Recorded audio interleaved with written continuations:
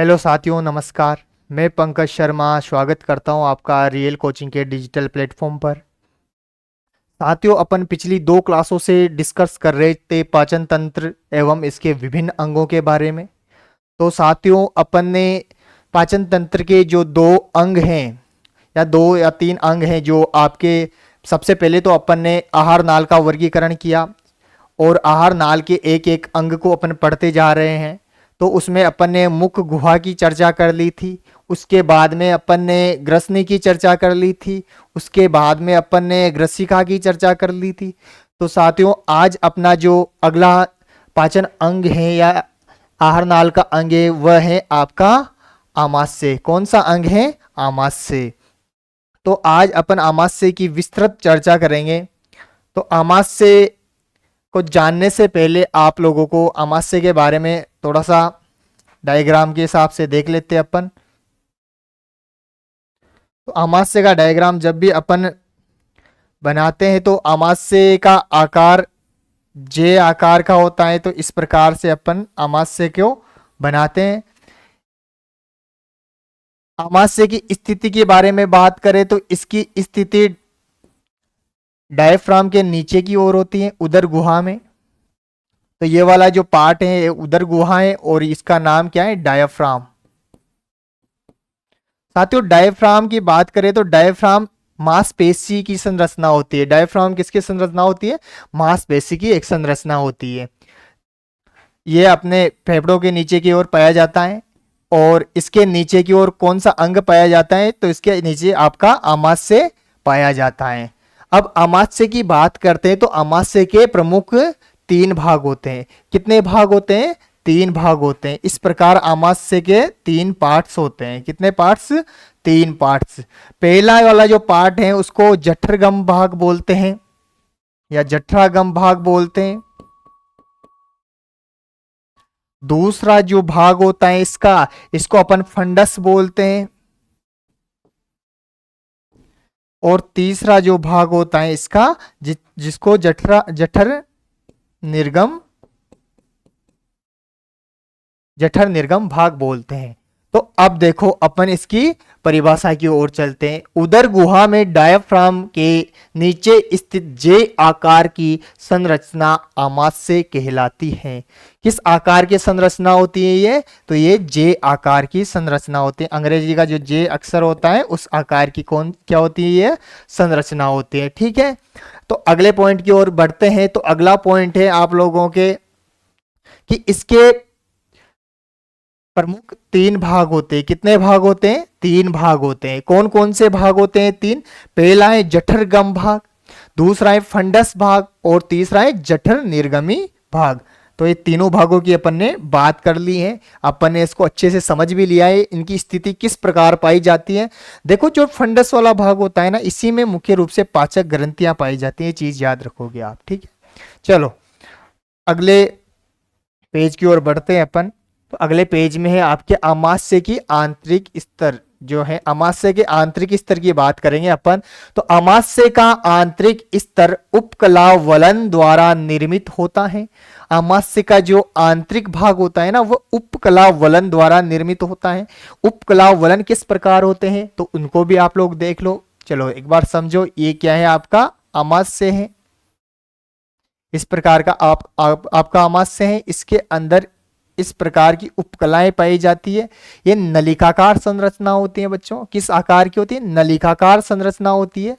और ये नलिकाकार जो संरचना होती है, इनसे क्या होता है? इनसे अलग अलग जो आपके रस हैं उनका स्त्रवण होता है। अलग अलग रसों का क्या होता है? स्त्रवण होता है। ठीक है, तो बात करते हैं अगले पॉइंट की ओर। तो इसमें समझेंगे अपन उपकला जो वलन होते हैं वह लंबी नलिकाकार क्या होती है? ग्रंथियां होती है। लंबी नलिकाकार क्या होती है? ग्रंथियां होती है। अब ये ग्रंथियां क्या काम करते हैं बच्चों? तो ये काम करते हैं आपके जठर रस और श्लेष्मा आदि के स्त्रवण का काम करते हैं। ठीक है, तो ये कितने प्रकार की ग्रंथियां होती हैं इसमें? तो 2 प्रकार की ग्रंथियां होती है। पहला प्रकार कौन सा है? जठरीय ग्रंथियां। जठरीय ग्रंथियां। तो और दूसरा प्रकार कौन सा है? जठर निर्गमी ग्रंथियां। तो अमाशय में जो वलन होते हैं, वलन में कितने प्रकार की ग्रंथियां पाई जाती है? 2 प्रकार की ग्रंथियां पाई जाती है। कितने प्रकार की ग्रंथियां पाई जाती है? 2 प्रकार की ग्रंथियां पाई जाती है। पहला प्रकार कौन सा है? जठरीय ग्रंथियां। दूसरा प्रकार कौन सा है? जठर निर्गमी ग्रंथियां। अब जठरीय ग्रंथियों की बात करें तो जठरीय ग्रंथियों का जो कार्य होता है या ये कार्य क्या कार्य करती है? तो जठर रस का स्त्रवण करते हैं। क्या करती हैं? जठर रस का स्त्रवण करती हैं। क्या काम करते हैं? जठर रस का स्त्रवण करती हैं। और जठर रस आपके भोजन के पाचन में महत्वपूर्ण भूमिका निभाता है बच्चों। ठीक है, अब इसकी बात करें जठरीय ग्रंथियों की, तो इनमें 2 प्रकार की सेल्स पाई जाती है। कितने प्रकार की सेल्स पाई जाती है? 2 प्रकार की सेल्स पाई जाती है। पहली जो सेल्स होती है वह जाइमोजन सेल्स होती हैं। कौन सी सेल्स होती हैं? जाइमोजन कोशिका या जाइमोजन कोशिका होती हैं, जिनका कार्य क्या होता है बच्चों? पेप्सिनोजन जो आपके एंजाइम होता है उसका स्त्रवण करने का कार्य होता है। क्या कार्य होता है? पेप्सिनोजन एंजाइम का स्त्रवण करने का कार्य होता है। ठीक है, अब दूसरी कोशिका की बात करते हैं। तो दूसरी कोशिका क्या काम करती है या दूसरी कोशिका का नाम क्या होता है? तो अम्लजन कोशिका। अम्लजन कोशिका होती है। जो अम्लजन कोशिका क्या काम करती है? आपके HCl के स्त्रवण का कार्य करती है। अब बात करते HCl की, तो बच्चों बात करें HCl की, तो HCl जो है वह एक प्रकार का क्या होता है? एसिड होता है। क्या होता है? एसिड होता है। इसकी फुल फॉर्म की बात करें तो क्या है? हाइड्रोक्लोरिक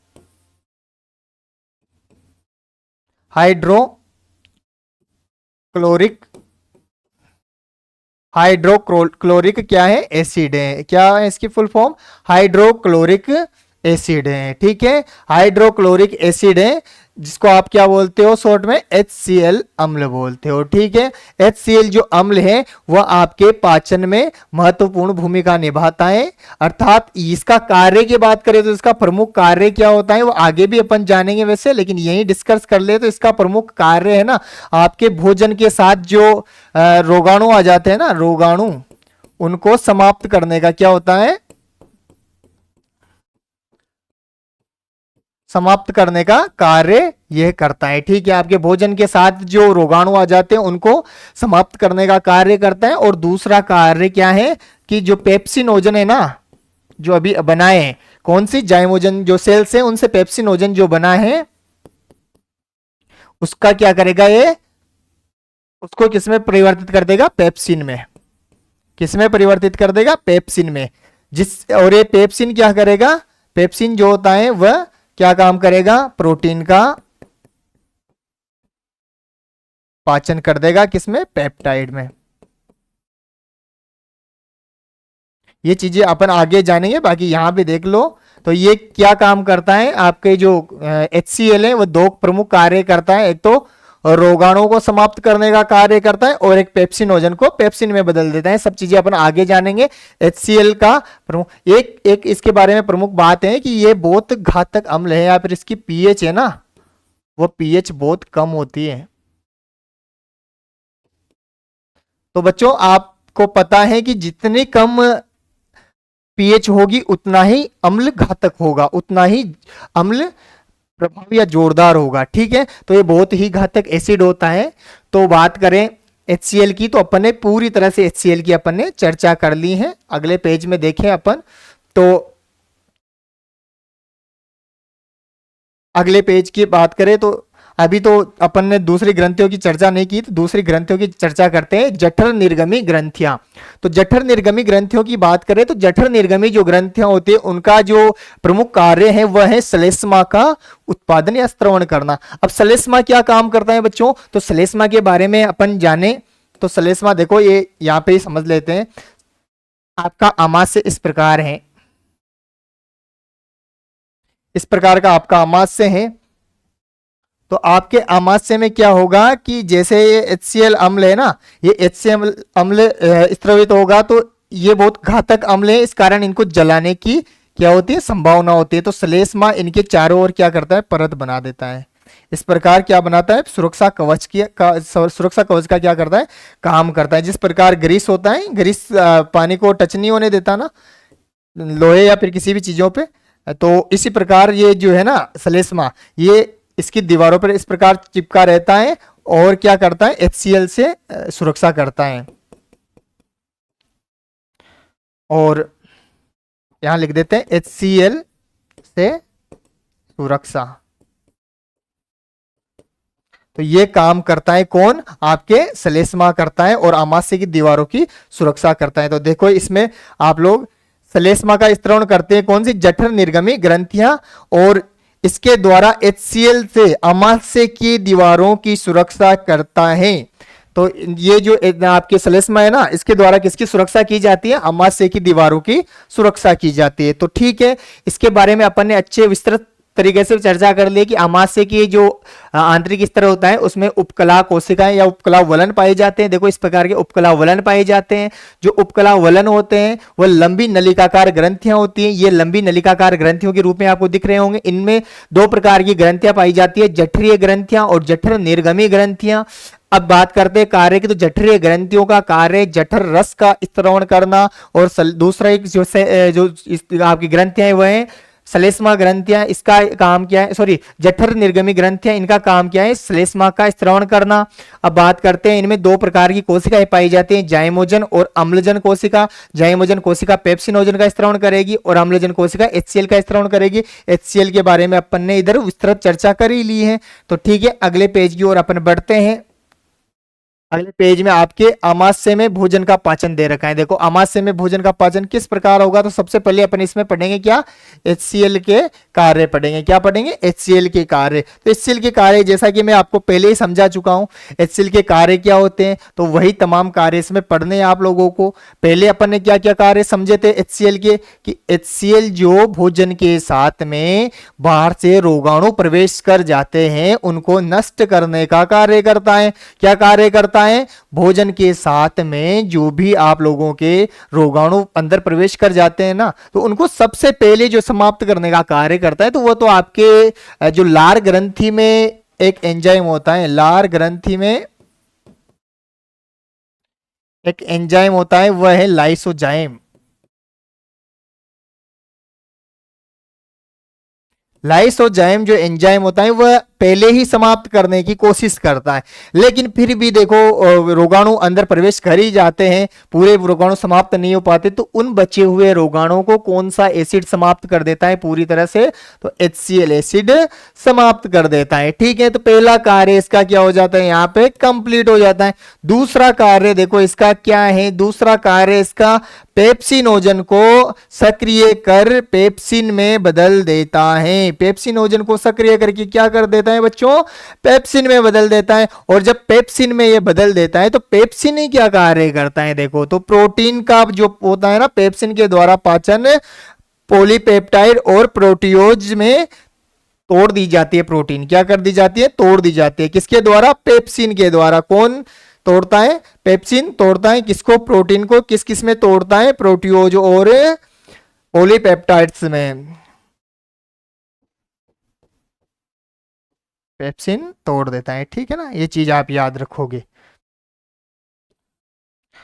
अब बात करते हैं, ये जो लाइन है बहुत ज्यादा इंपॉर्टेंट, आप मान सकते हो इसको, कि आमाशय में प्रोटीन का आंशिक पाचन शुरू हो जाता है। तो ये क्वेश्चन आ जाता है बहुत सी बार कि आमाशय में प्रोटीन का या प्रोटीन का आंशिक पाचन कहां पे होता है, तो आमाशय में ही प्रोटीन का आंशिक रूप से पाचन शुरू हो जाता है। तो ये सारी चीजें आप याद रखोगे। ठीक है, अब बात करते हैं अपन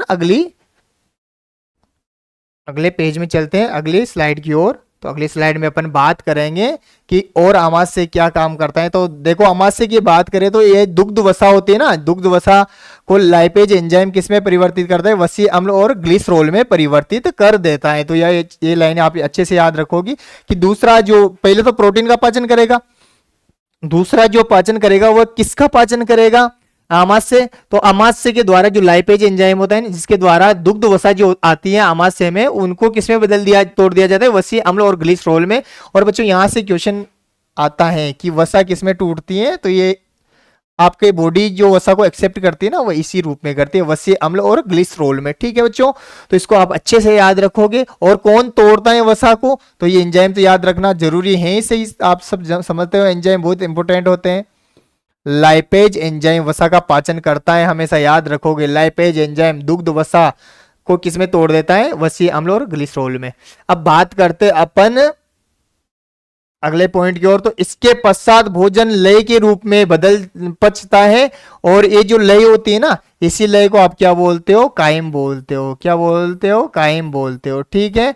और ये क्वेश्चन भी आता है तो याद रखोगे कि अमाशय में भोजन का पाचन कायम के रूप में हो जाता है, मतलब कायम में बदल जाता है, और इसे ही कायम कहते हैं, ठीक है। तो ये याद रखोगे आप लोग। अब अमाशय इसी के साथ क्या हो जाता है, कंप्लीट हो जाता है। अमाशय क्या हो जाता है, इसी के साथ कंप्लीट हो जाता है। तो आप लोगों को अमाशय अच्छे से समझ में आ गया होगा, ऐसी मैं उम्मीद करता हूं।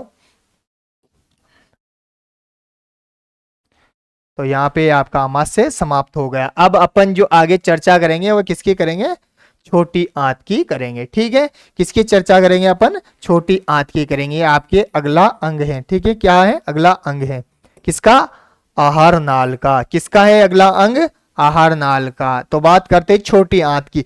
तो देखो छोटी आंत के बारे में सबसे पहले बात करें तो छोटी आंत की जो लंबाई होती है वह लंबाई कितनी होती है, 3 मीटर की लंबाई होती है छोटी आंत की। कितनी होती है, 3 मीटर लंबी आपकी छोटी आंत होती है, ठीक है। लेकिन मृत अवस्था जब होती है तो ये और ज्यादा लंबी हो जाती है। कितनी लंबी, 6 से 7 मीटर की लंबी हो जाती है, ठीक है। अब बात करते हैं आपके जो भोजन का सबसे ज्यादा पाचन होता है ना, भोजन का सबसे ज्यादा पाचन कहां पे होता है, तो वो होता है आपके छोटी आंत में। कहां पे होता है, छोटी आंत में। लेकिन ऐसे पूछ लिया जाए कि भोजन आपके जो छोटी आंत में भोजन का सबसे ज्यादा पाचन कहां पे होता है, तो भोजन जो छोटी आंत होती है उसमें भोजन का सबसे ज्यादा पाचन होता है आपके डेडुनम वाले पार्ट में। तो छोटी आंत के कितने पार्ट होते हैं, 3 पार्ट होते हैं। कौन कौन से होते हैं, डेडुनम, जेजुनम, इलियम, 3 पार्ट होते हैं, ठीक है। तो इसके बारे में अपन जान लेते हैं। तो देखो छोटी आंत की लंबाई 3 मीटर होती है। मृत अवस्था में इसकी लंबाई 6 से 7 मीटर हो जाती है। मृत अवस्था में कितनी हो जाती है, 6 से 7 मीटर होती है। भाग कितने होते हैं इसके, तो भागों की बात करें तो 3 भाग होते हैं, पहला, दूसरा और ये तीसरा, ठीक है। तो पहले की बात करें तो डेडुनम है, दूसरा जेजुनम है और तीसरा इलियम है, ठीक है, इलियम है। अब बात करें इसकी, तो इसकी लंबाई के बारे में बात करते हैं तो सबसे जो कम लंबाई होती है वो किसकी होती है, डेडुनम की होती है, जिसको आप ग्रहणी भी बोलते हो। ग्रहणी वाला भाग यही है, ठीक है, तो ग्रहणी है। अब आगे बात करें जेजुनम की, तो जेजुनम की बात करें तो ये सबसे ज्यादा लंबा होता है। इसकी जो संरचना होती है कुंडलित अवस्था में होती है। कुंडलित अवस्था में ये क्या होता है, पाया जाता है, याद रखोगे आप लोग। तो कुंडलित अवस्था में पाए जाते हैं। और इसकी जो जेजुनम है इसकी लंबाई 1.75 मीटर की होती है, ठीक है। आगे बात करें इलियम की, तो इलियम वाले पार्ट की लंबाई होती है 1 मीटर की, ठीक है। और इलियम है जिसमें ज्यादा पाचन का कार्य नहीं होता है। ग्रहणी है, इसमें सभी एंजाइम्स पाचन का कार्य करते हैं। और जो आपके जेजुनम वाला पार्ट है, जेजुनम में क्या होता है, जेजुनम में भोजन का अवशोषण होता है। भोजन का अवशोषण इसी में होता है, ठीक है। चलो फिर भी अपन आगे चर्चा करेंगे। अभी तो अपन जैसे डेडुनम वाला पार्ट है, तो डेडुनम वाला पार्ट ऊपर आपके आमाशय से जुड़ा होता है, जिसमें आपके अग्नाशय और पित्ताशय से भी क्या जुड़ा हुआ होता है। अग्नाशय और पित्ताशय से क्या जुड़ा हुआ होता है, तो उसकी चर्चा अपन कर लेते हैं। तो सबसे पहले अपन इसमें पढ़ेंगे किसकी, सबसे पहले अपन बात करेंगे पित्ताशय की। क्या है, पित्ताशय रस की या पित्त रस की, ठीक है। तो देखो पित्त रस जो होता है ना, उसका निर्माण पित्ताशय में नहीं होता है। ये आप लोग बहुत सी बार कंफ्यूज हो जाते हो इस चीज को लेके कि पित्ताशय का निर्माण, सॉरी, पित्त रस का निर्माण पित्ताशय में होता है, तो ऐसा नहीं होता है। पित्त रस का निर्माण यकृत करता है, और स्त्रवण का कार्य भी कौन करता है, यकृत करता है। पित्ताशय को अपन पित्ताशय इसलिए बोलते हैं क्योंकि पित्त का मतलब तो जो आपके पित्त रस है उससे है ही सही, लेकिन आशय का मतलब होता है घर।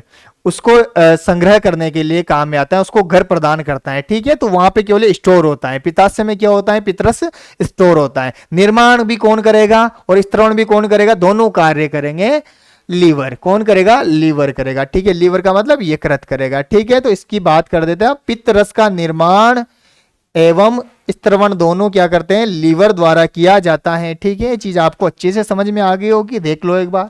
आगे बात करते हैं, पित्ताशय में पित्त रस का संग्रहित होता है, मतलब संग्रहित का मतलब ये यहाँ पे केवल संग्रहित होके ही रहता है ना, इकट्ठा हो जाता है, बाकी स्त्रवण नहीं होता है, ठीक है। यह यकृत के दाएं यानी कि राइट साइड में जुड़ा हुआ होता है। ठीक है, कहाँ पे जुड़ा हुआ होता है? ये लीवर के राइट साइड में है ना। लीवर किस प्रकार का होता है? तो लीवर, सॉरी, लीवर इस प्रकार का होता है। ठीक है ना, तो ये लीवर के राइट साइड में जुड़ा हुआ होता है। ठीक है ना, इस प्रकार यहाँ पे है। आप लोगों ने वैसे संरचना देख ली होगी, पाचन तंत्र में मैंने पहले बना रखी है संरचना, इस प्रकार जुड़ा हुआ होता है। ठीक है ना, चलो आगे बात करते हैं। पित्त रस में लेसोथीन अणु, एक तो लेसोथीन के अणु होते हैं, एक पित्त वर्णक। पित्त वर्णक कौन कौन से?